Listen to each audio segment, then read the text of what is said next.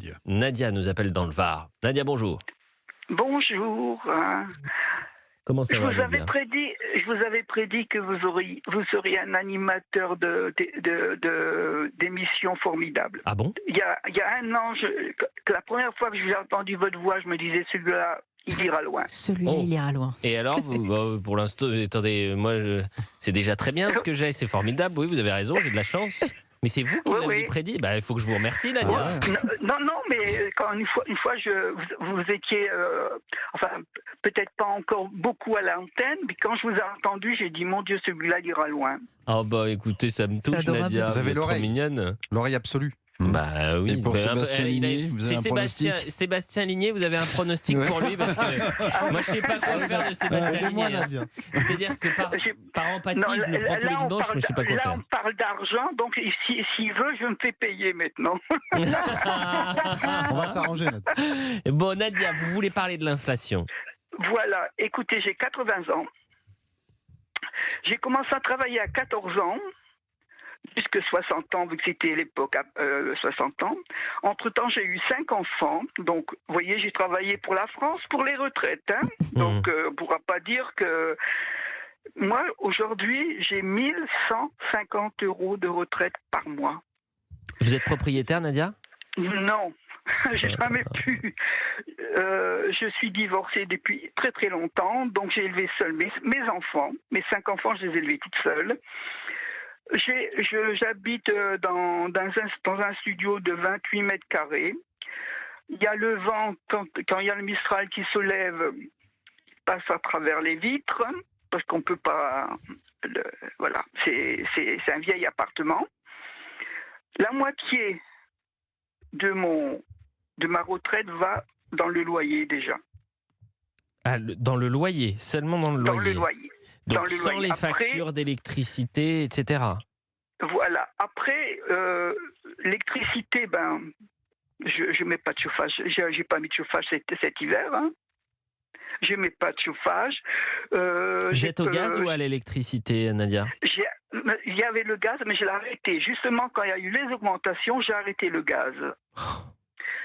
Et comme j'ai 80 ans, que j'ai une morphologie qui commence à avoir des peines, je rentre plus dans la baignoire parce que sinon, une fois, je suis tombée. Voilà. Alors, je fais comme à l'ancienne, monsieur. Je fais comme à l'ancienne. Quand j'étais petite, quand je voyais, on se lavait avec dans l'évier, je fais comme ça. Je peux plus me permettre rien. Et vous parliez d'alimentation. Quand je vais au petit supermarché, en vélo, parce que je n'ai pas de voiture.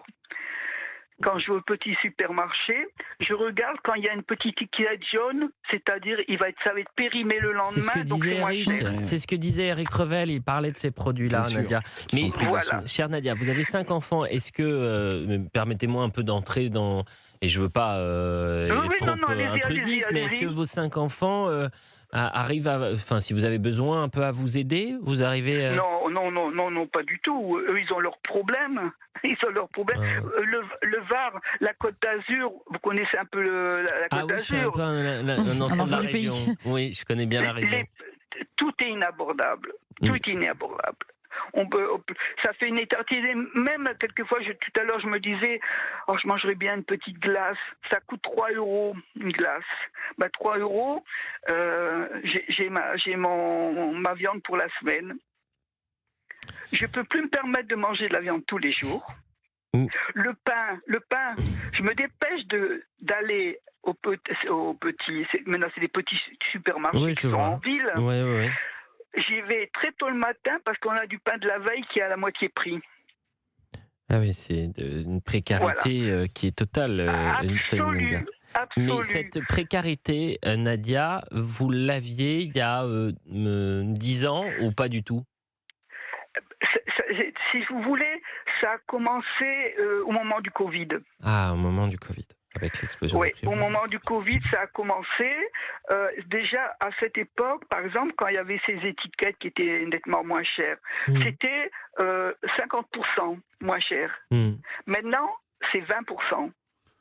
Et avant, quand la viande, par exemple, c'était 3-4 jours avant. Maintenant, c'est le jour même. C'est-à-dire, vous y allez le matin, elle est périmée le jour même. Vous voyez, eux, ils font aussi des restrictions même sur les choses qui vont être jetées. Ils préfèrent jeter le soir que donner aux...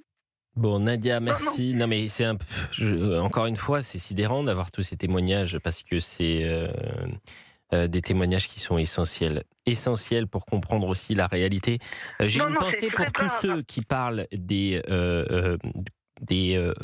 seniors et des retraités comme des boomers et qui n'ont pas le moindre respect de cette génération. Vous avez commencé à 14 ans. Vous avez travaillé jusqu'à pendant près de 60 ans. Je travaillais en usine dans le nord de la France. Un peu de respect. Mais merci Nadia. Il y avait 4 heures de route. 4 heures de route pour y aller. Nadia. Merci Nadia de nous appeler, de nous parler de votre situation actuelle, de remettre aussi un peu d'humain et un peu de dignité dans ces formules qu'on peut entendre ci et là quand on présente les retraités comme le problème en expliquant que c'est les boomers qui ont eu de la chance, qui ont tout réussi, etc. et qui se gavent aujourd'hui sur le dos des nouvelles générations.